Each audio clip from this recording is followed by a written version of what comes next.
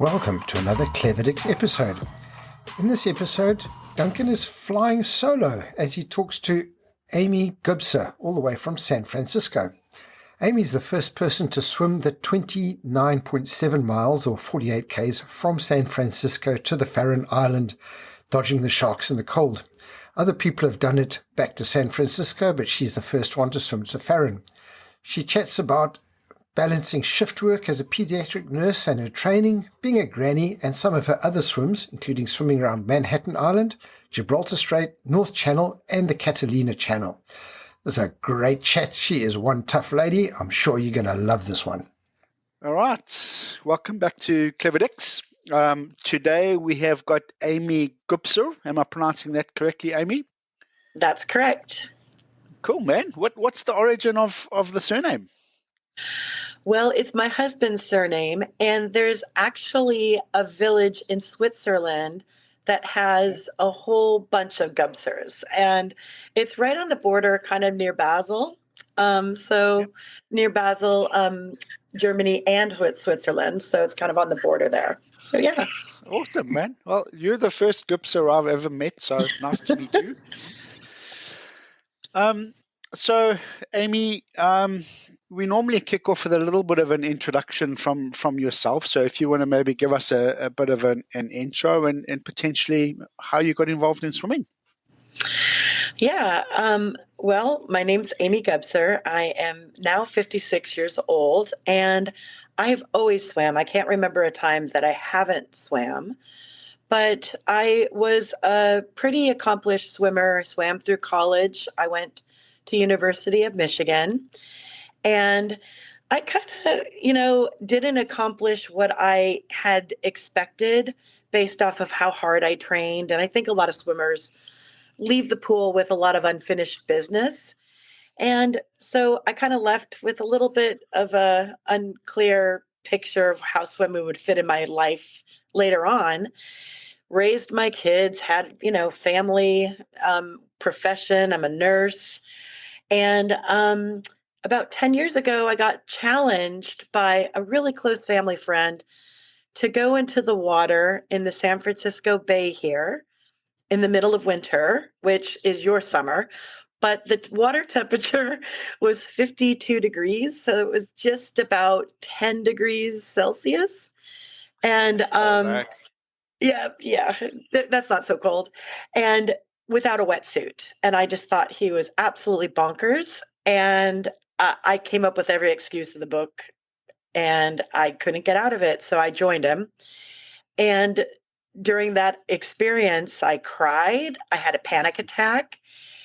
But when he finally looked me directly in the eyes and said, "Put your head down and swim," I calmed myself down, and within 10 minutes, every cell in my body came alive, and I loved it. It was absolutely the most invigorating experience, and I felt really comfortable. I couldn't believe I wasn't freezing my rear end off, and I went back the next day, and my husband just laughed because he's a big surfer. He surfs all over the world, and we're water people, so it's not like I've ever been out of the water, just not formally swimming. And that began my journey. And I realized I was still pretty good at it. So I just kept challenging myself, and open water is just my wheelhouse because I don't have a black line. I don't have lane lines. I don't have restrictions. I swim from here to there, and I love it. So it's pretty cool. Pretty kind of, it just opens up so much. And I loved that. So yeah, it's definitely a lifestyle thing, right? I think the type of people that you end up sort of hanging around with and engaging with are normally as quirky as what you are, Absolutely. Yeah. I know we've got a shiver monitor, that we rate how the swim was depending on how much you're shivering afterwards, and that's we decide where we're going to swim based on which coffee shop is open and who's serving the best menu at that particular time. So yeah, I think that's very interesting. So building up to that, so post college and then pre your 10 degree in the San Francisco Bay, you were still swimming, or had you stopped swimming completely? I played in the water. I'd go body surfing with my family. I'd go Gotcha. surfing with my husband. I was playing around in the water. I wasn't Gotcha. focused on actually fitness in the water. Okay. So nothing formal. I think I tried a couple workouts and I just hated it because I was so slow. When you're a pool swimmer and you remember competing at a certain level, it's so hard to go back to that humbly and with some grace, and that was hard. So going in the open water, it was just I didn't have a lot of expectations because some days with the current, it takes you 10 minutes to get some location. The next day it could take you an hour. It just depends on the tide and the current. So I loved that challenge. Just thought that was cool. And so from what I understand, that the swimming community in San Francisco is pretty big. So I imagine when you go down for a swim in the morning, there's quite a few swimmers in the water. That's correct. We're so blessed. We have two swim clubs that are located in San Francisco right next to each other. And we have this area called Aquatic Park, which is a very large swim area. And like if you do one circle around the aquatic park, it's nearly a mile. So it's a good open water space. But we also could swim outside the cove that's protected and really get some fantastic workouts in. And it's not uncommon that I'll go to the club in the morning and there's 50, 60 people swimming. And that's just amazing. And so there's different levels, different abilities. And so you could really push and challenge and kind of really get yourself a good prep for any type of event. That's very cool, right? I'm assuming most of the guys have wetsuits on? No. No, believe it or not, we're like an open water community that most of us don't have wetsuits. Now, I don't mind if somebody has a wetsuit on. I'm just grateful that they're challenging themselves and that they're actually getting in the water.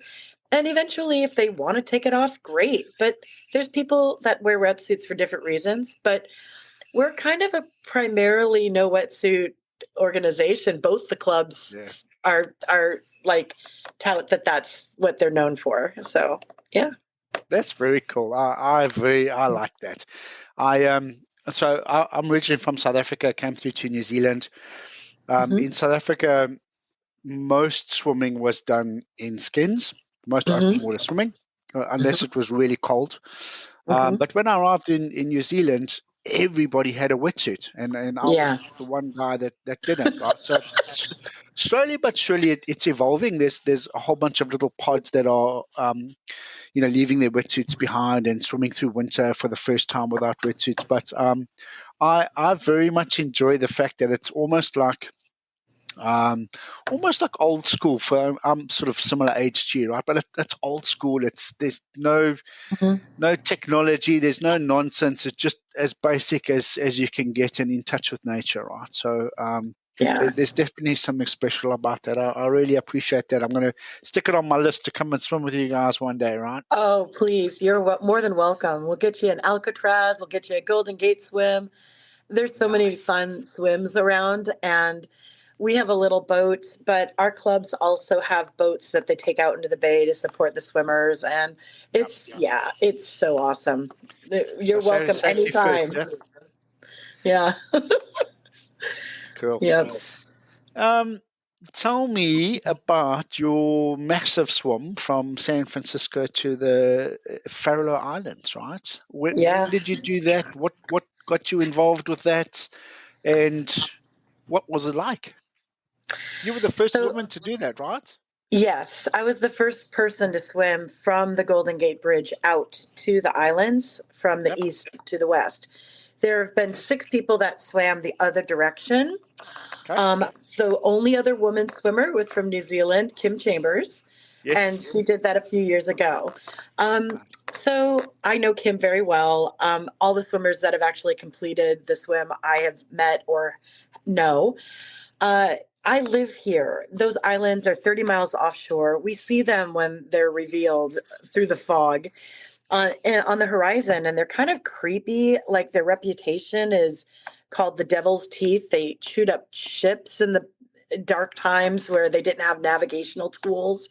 They had, a lighthouse out there for many years, and it's also where they film Shark Week because it's a shark, great white, breeding ground. So I'm captivated because they're so creepy looking. And I, in 2015, did a 2-way relay to the island and back with 5 other swimmers. And we nailed the swim, and it was really an amazing adventure. And I was just intrigued with the islands from that point forward. And Okay. every time I could see them, I'd point at them and tell my husband I could swim there. And he's like, I know you could, and you will. So I did it. But it took 5 years to prepare actively to do this swim because the weather systems are so dynamic that you could be queued up to go, and then 2 hours before the swim, it changes and you're done.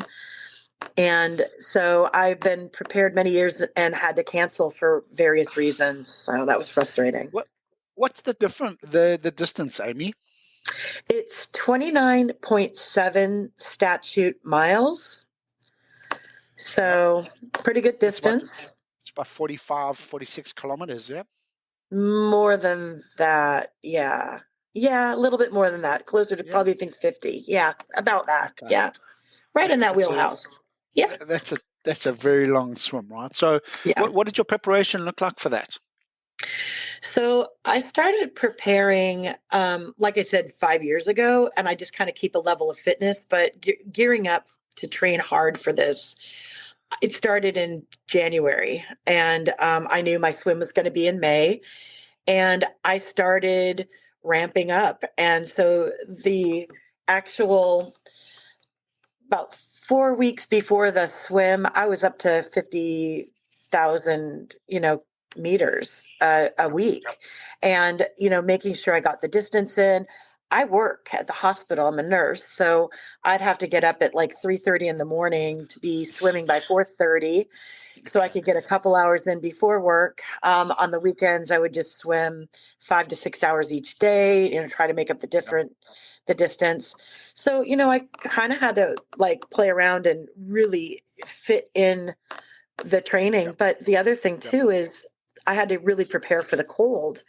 And, around here in the winter, we get down to like 8 degrees, 9 degrees Celsius.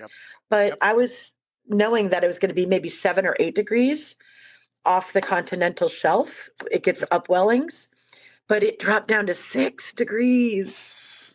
And that's a whole nother level of crazy. That is crazy, man. The level for the ice swimming community is 5 degrees and below, and you qualify for an ice swim, right? I know. I nearly did an ice mile on top of doing like 20 plus miles. So it was nuts. But it was something. That's the only way to describe it, yeah? Yeah. So, it was absolutely bonkers. How did you deal with the cold? I mean, I'm lucky. You can just deal with it? Yeah, I rarely shiver even when I'm in very cold water. And that's something that when I'm training, my colleagues that I train with and my teammates that I work with, they know I don't usually complain of cold. I usually warm up really quickly. I don't take a hot shower. I don't take a sauna. I like warm up slowly. I warm my body up by walking around. I even walk around in wetsuit for a while and, like not even dry off fully to, kind of prepare myself. So when I said I was cold, they knew. They're like, oh gosh. And they checked the water temperature and it was cold. Now, I could tell you in my mind, I thought it stayed like that degree, 6 degrees for 20 minutes. But from what I was told, it was 3. But, at that time, I was in a time warp. And I also know that there was a lot of upwellings of that temperature for a long time that they couldn't capture in their tracing and readings. So, you just have to be ready for anything on a big, long swim like that. And my team knew exactly what to do. I normally don't even take warmed feeds. They immediately warmed up the feeds, and they knew to give me warm water to pour on my hands, and on my neck. So I just was really lucky. I had a good crew that knew how to support me. So what did that crew look like? How many people were on the boats? How many? I'm assuming that some of them would have done some swims with you previously, so they sort of could check your stroke and be able to engage with you and make sure that you were talking sense to them and that type of stuff. How many people? I had a total of 6 people on my crew. Yep. I had one of my crew members is an incredible waterman, and he was the kayaker that kayaked the last 5 hours with me. And that's where we deployed the shark shield that was off the kayak that was next to me. Because, as you're getting close to the island, you worry. Although I was told that mid-channel, there were a couple half-eaten seals that I passed, but they didn't tell me that till afterwards. And I had 3 of my crew actually buddy swam with me. So they would take an hour each time they swam, and they all swam with me one time. And they said that was the coldest water they've ever swam in. So they were grateful they only did it once. I had my crew chief, and one of the swimmers that swam with me was the actual observer, but he took a break and swam with me, and then someone else observed while he was swimming. So, and then I had another crew member who really worked with the navigation with our pilot to make sure that we were right on course, because it's hard. You stop for 30 seconds and you drift 0.1 of a mile, and that might not seem like a significant issue, but then over the course of 10 hours, you're going to be off a great distance. And the ocean currents out there swirled around. Like one time we'd be drifting south, the next time we'd be drifting north, and it was all over the place. So it was really, he needed to tactically work with the captain to make sure we're on course. Yeah. Was the sun out? Did you have a little bit of sun on your back? No, I had a bubble of fog. It was cold. I would say, honestly, the temperature, the weather was 60 degrees, so 15. It didn't warm up from that. And we started in the dark, so it was actually colder. And then we ended at sunset, so it was actually colder. And we had no visibility. I couldn't see 100 meters ahead or above me. It was like we were in a bubble of fog. And then the water, usually it's super crystal clear out by the islands, but we had red tide. I couldn't see past my fingertips. It was brown water, and I was like in a sensory deprivation chamber for 17 hours. It was absolutely incredibly challenging. Yeah. So that's how long it took, 17 hours, yeah? Yeah. And what time of the day did you start your swim? I started at 4 in the morning, like 3:45 in the morning. So that's swimming in the dark, yeah? Yeah, we started, it was pitch black, and then we ended at a little bit after sunset, which is the shark hunting time. So that was really a big challenge. Yeah. We got held up by a tanker. There was a shipping container that held us up for 45 minutes because they wanted to pass us. And so we couldn't argue with that. And that was a little bit of a challenge, but let me tell you, you think about that for a long time on a long swim. So yeah, I imagine you do. Yes. Now, you said your routine was swimming at like sort of 4:30 in the morning before work. So yeah, I'm assuming that's still dark, and you would have had some training in the dark, right? Yeah. Because that's I practiced a lot. Mm-hmm. Okay. Yeah. Because that's you a whole have to be different ready. chapter, right? Yeah. Yeah. I mean, we didn't know which tide or current cycle we were going to have to which would line up with the weather. So I had to be prepared to swim most of the swim in the dark. So my preference would have been starting at 9:00 at night and swimming to the morning, but it didn't work out like that. And we couldn't, if we waited for that tide cycle, then we wouldn't have gotten the swim done because the weather changed. So I had to just swallow hard and just think, well, I'm going to assume the shark thinks I'm the stupidest person, like a splashing human at dinner time at the island. Like they were probably thinking we're up to something. So they left us alone. I don't know. That's what I was going with. Ah, man. So that's shark shield that you referenced, right? Just the one shark shield? It's the one that most skin divers or scuba divers use that attaches to their ankle, and it's a 6 foot long electrical impulse probe.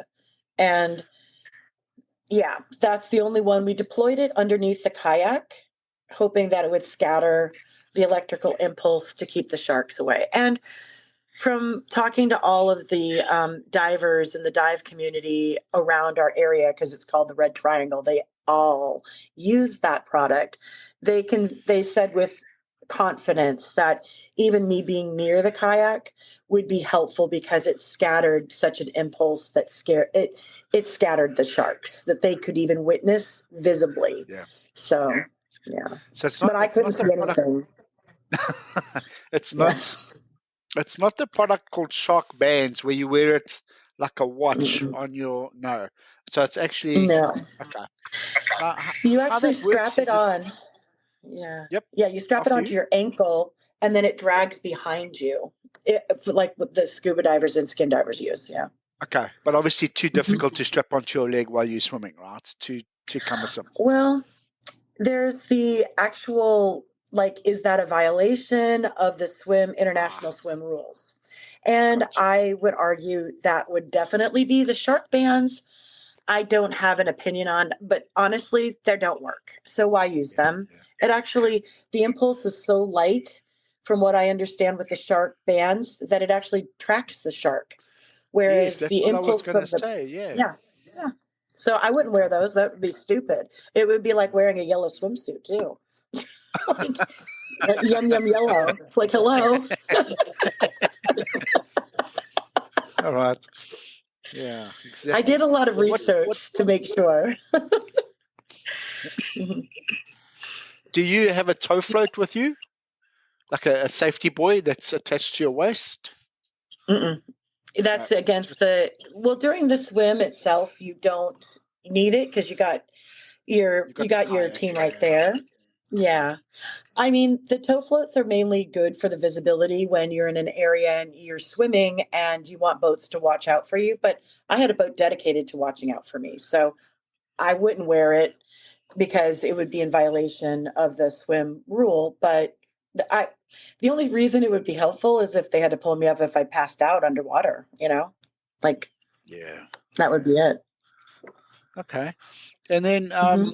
obviously as um people all over the world are challenging themselves to swim, further and do more of these crazy swims. Nutrition is becoming more and more important. Yeah. So what did your feeding stops look like? How often were they, and what did you have on your Mhm. feeds?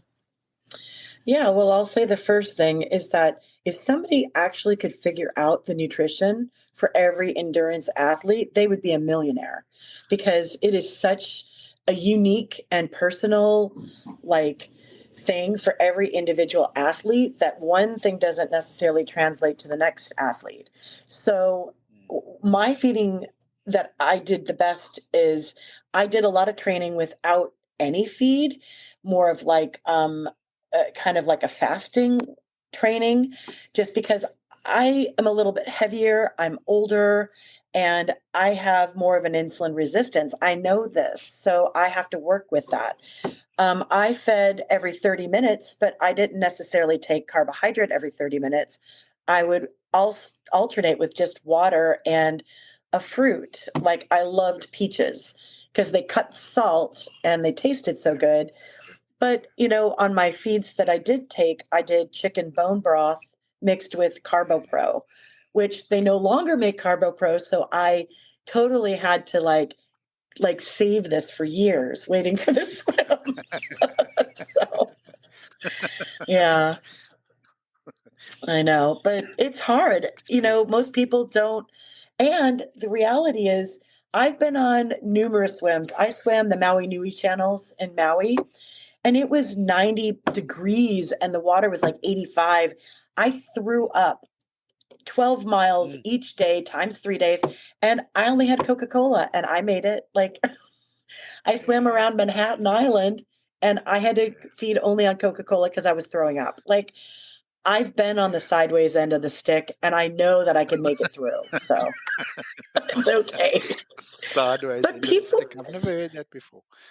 yeah, but people they freak out when they start throwing up. You could get through throw up. Like if you get sugar in, you're going to be able to settle it down. You just got to trust that you Yeah, can get through it. Yeah. Yeah. yeah, yeah. It's I'm always crazy. just a bit nervous when you do throw up. To your point, you're feeding the fish around you. You know what's going to come and say hi, right? Possible, yeah. But they probably Hey, don't so like Coca-Cola either. no, exactly right, exactly. It was what? It was originally a cough mixture back in the day or something like that. Hey, Coca-Cola. Anyway, Amy, so other than the Manhattan, the swim around Manhattan Island, which also sounds like an amazing swim. What other adventures have you been on? Well, I've done the North Channel between Ireland and Scotland. I've swam the Gibraltar Strait. And then locally in California, I swam Catalina Channel, Monterey Bay, which is almost the same distance as Farallons, and Lake Tahoe. I've done 25K in Lake Memphremagog on the border of Canada and Vermont. Yeah. So I've done a lot of preparation and swims that have been really fun all over. I love swims in Yeah. Ireland. I want to do Cook Strait. Yep. That's on my docket. Yep. So I'll be Yep. down there at some point. That's swim. Yeah. Yeah. Um, in fact, we interviewed not so long ago Philip Rush, who Yeah. is one of the, he's got a business that escorts you on the Cook Strait, and he's got, I think he did a triple English Channel, but he's done a double Cook Strait before back in the day. Yeah. It would have been Oh, in the 80s. he's an incredible swimmer and he's a really Yeah. good pilot. I've had many of my friends go with him for the Cook Strait Yeah. and really respect him. And yeah, Yeah. I think the open water community is so lucky to have him. Yeah, absolutely right. So yeah, you must get your ducks in a row and come across and swim. A little bit of a Yeah. waiting list at the moment. I think there's a 2 or 3 Yeah. year waiting list for Cook. Correct. But yeah, while you at it, you might as well come and do Lake Taupo, which is a 40-kilometer. Yes. Yeah. Yeah, also. That there's a couple swims there that I just am so intrigued by. I would love that. Yeah, it's amazing. Yeah. So yeah. I think we're also pretty spoiled, chap. Maybe not quite as much as what you guys are in the States with all your options, but we're pretty spoiled from an open water community in New Zealand, right? Yeah. Well, you So guys celebrate it. Yeah. You guys celebrate it, which is great. That's what's even the better, you know. yeah, and you've met, obviously. I think we got your name from Cameron Bellamy, right? He's also a mad South Hmm. African. Yeah. Yeah, he's crazy. He's rowing right now the coast of Norway. They had to get rescued by the Coast Guard because there was a storm coming in and they were having a problem staying away from the rocks. So yeah, I met Cameron. We swam Gibraltar Straits together. We met there, and Okay. he moved to San Francisco after, and so we've been friends and training partners for many years. And he just goes on these grand adventures that just crack me up. And I've been crew on many of his swims, so I adore him. Yeah, it sounds like the two of you would get along really well. Yeah, we do. Yeah, I've got some good pictures. It's good. Um, what's next? What's on the bucket list? So coming up, I'm gonna do a swim around a small island in Southern California called Anacapa Island. It's in the Yeah. northern chain of the Channel Islands. And then my next big one that I would like to do is Loch Ness. So that's on my docket. So I'm Great. going to go from great whites to, Nessie. So I'd probably rather take my odds with Nessie, right? yeah. But that'll be a cold one as Um, well. I got to get ready for.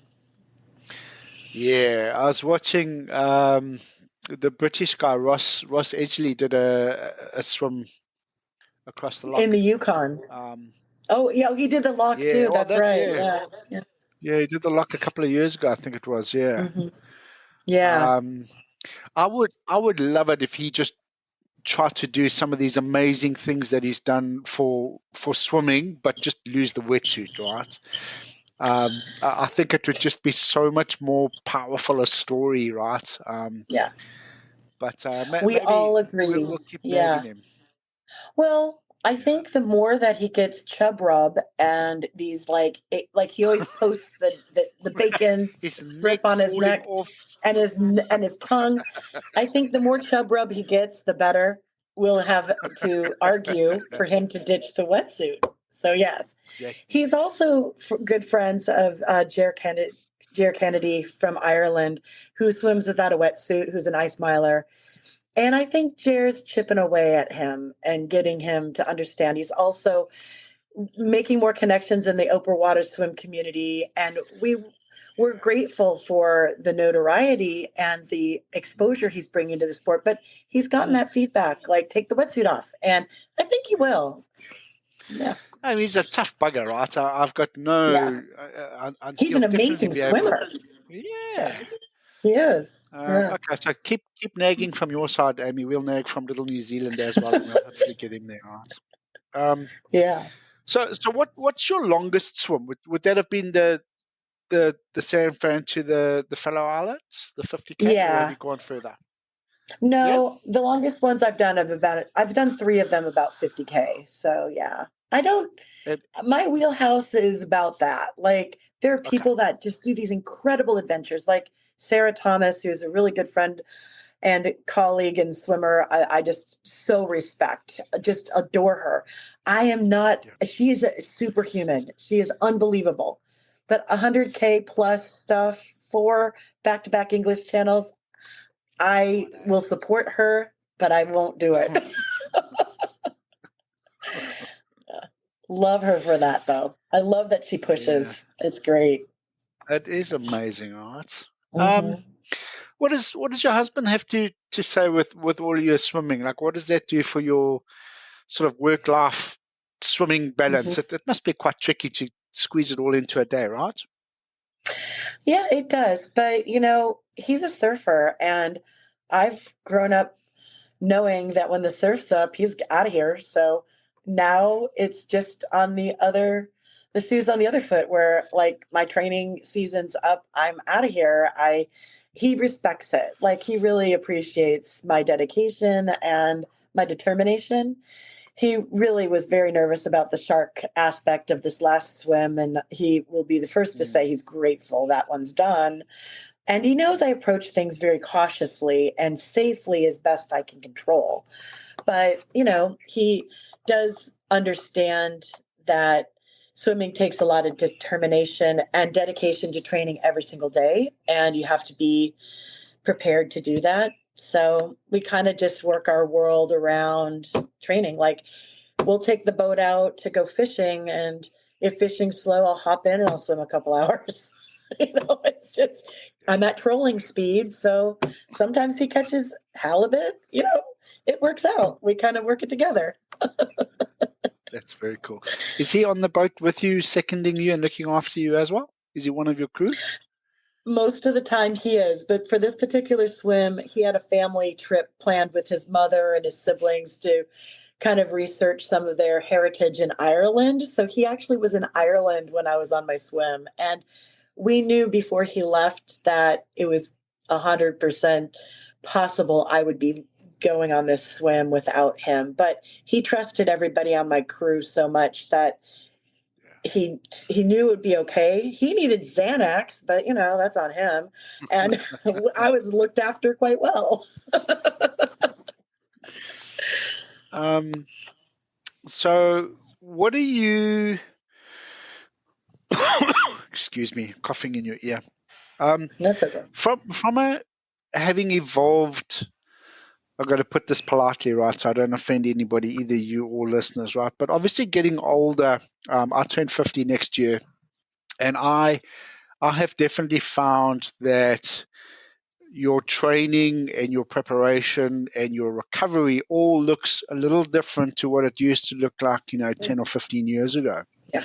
Have you found the same thing? And what are you doing differently to cope with becoming a slightly older swimmer as opposed to a young whippersnapper? Well, the bottom line is, I've never been that fast in the open water because I came to it when I was already in my mid 40s. So, like, I already had those changes occurring. So I only know what I know. But I do see that I benefit more from a longer recovery for certain things, and or what I thought would be how I would used to approach something. And I can definitely approach it a little bit differently and still be more successful because my body actually needs more time and attention than it used to. I could, you know, it's just one of those the nature of the aging. But the reality is that if I could still accomplish swims, that's a badass. So whatever.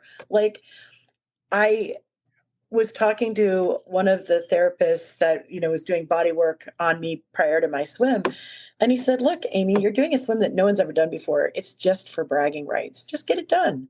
And you know what? It's so true. Like, I know the next person's probably going to kick the time's ass, but whatever. I got it done, and that's the reality. And I don't want I think the hardest thing is when you're dealing with this change is your ego.